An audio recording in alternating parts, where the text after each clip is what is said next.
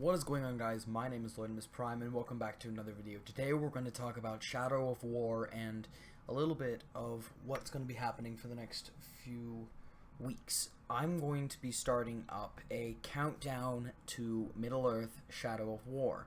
I'll be replaying Middle-earth Shadow of Mordor, and hopefully I'll be able to record some good game clips and stuff to put on YouTube. Some basically do a walkthrough of the whole thing and kind of beat everything, get all the stuff, unlock everything, those types of things. And then of course, part of the road to Shadow of War will also be a little bit of some talks, some streams, what we expect personally about the launch of this game, and how we think it's going to start and how we think it's going to end, rather than what other people think.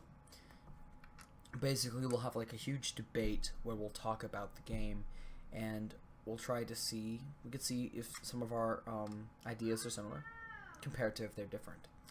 I am going to be streaming on Tuesday, which is the 12th of September. That is precisely a month before Shadow of War, because Shadow of War, at least in my time, comes out on the, obviously it comes out on the 10th.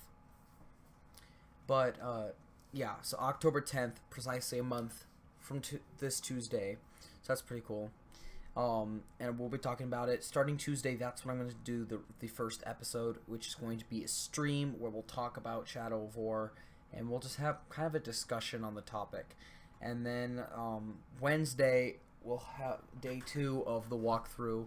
We'll be playing Shadow of Mordor, the first part of it, and then obviously we'll be going through the DLCs and some of the parts of the game, and as well as trying to talk about Shadow of War. Now, I do gotta say this, when Shadow of War does come out, we will be playing the whole game from start to finish, and we'll be trying to unlock some of the things that come out of the game.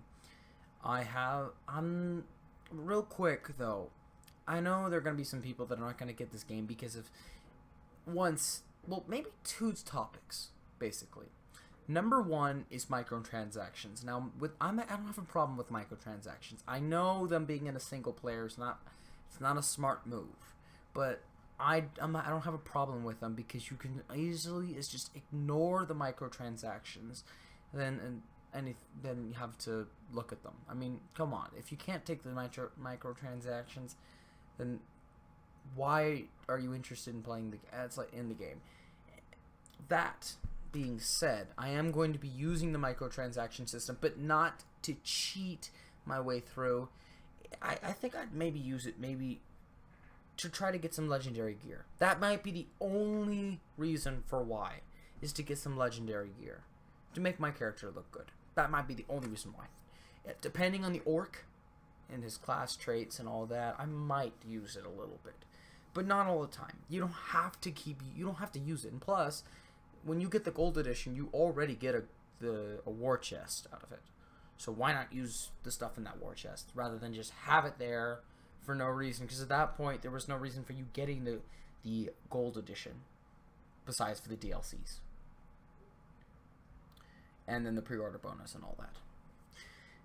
And the second thing maybe why people might not want to get this game is because of the lore destruction. But then again, Shadow of Mordor's, or really just the Shadow series, does not take place in the Tolkien timeline. That's what I'm going to call it, the Tolkien timeline. It does not exist technically in the Tolkien timeline. This is a whole new, you could kind of say reality. I mean, because it still takes place in Tolkien's universe, but it doesn't. Tolkien is the only person who can confirm the existence of this. For instance, Helm Hammerhand. He technically doesn't exist. Rohan doesn't exist in the Second Age when the Nazgul appears, Celebrimbor dies, all that stuff. Helm doesn't exist. But, you see, I don't have a problem with him screwing around with the lore and backstory of Helm Hammerhand as a Nazgul. Heck, he's really good as a Nazgul. Frankly, people getting pissed about some of these lore and microtransaction things, it's just a little childish, because what do you expect? This game doesn't take place in the actual Tolkien timeline, so of course there's going to be a few things in the game that are technically breaking the timeline.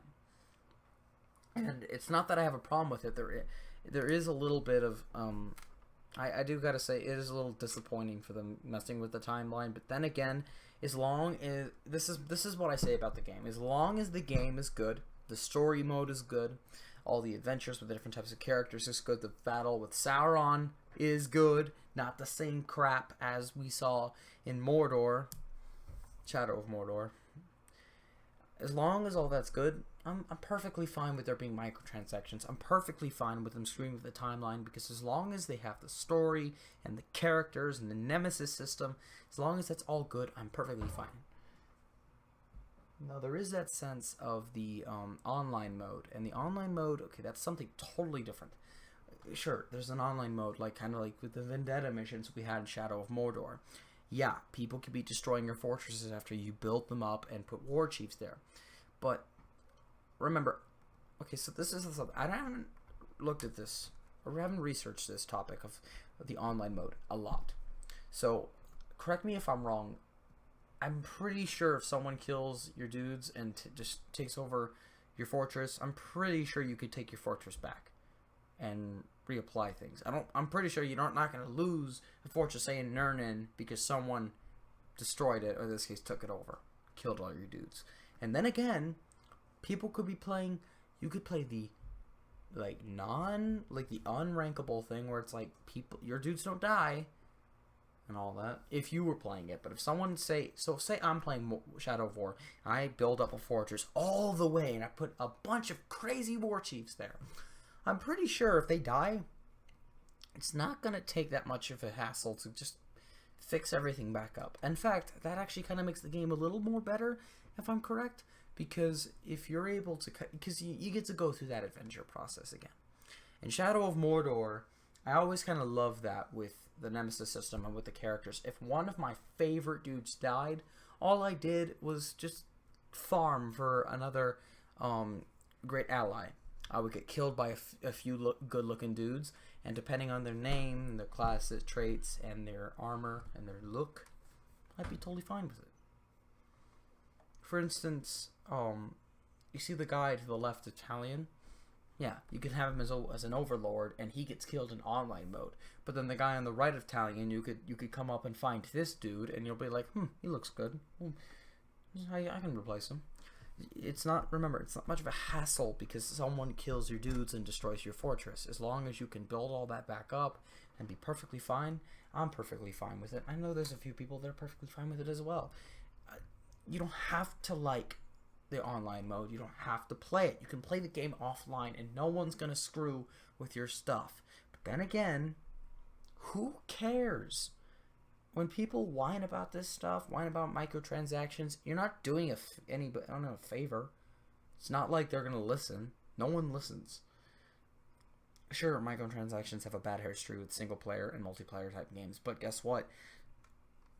Sometimes it makes the game a little good, and it's not going to ruin the game for you. You don't have to use it. I can tell this to the stupidest person on the world, and they wouldn't listen. It's like, bruh. But besides all that fact, as I said before, I'm perfectly fine with all this as long as they fix the problems of Shadow of Mordor and they make everything better like they said and promised. By the way, I'm going to be posting this on Discord. If you want to come join the stream, you can, because that means, especially since on the Discord server, there is a lot more dudes. And I'll put the Discord server link in the bottom in the description for you if you guys want to join this server and you guys want to talk about Shadow of War, Mordor, all that stuff, Lord of the Rings. You can. Thank you guys for watching, and if you want to play Shadow of War and you like it, then make sure to subscribe because I will have a lot of content and talk for the rest of this month and the opening into the next about it. Peace out, guys.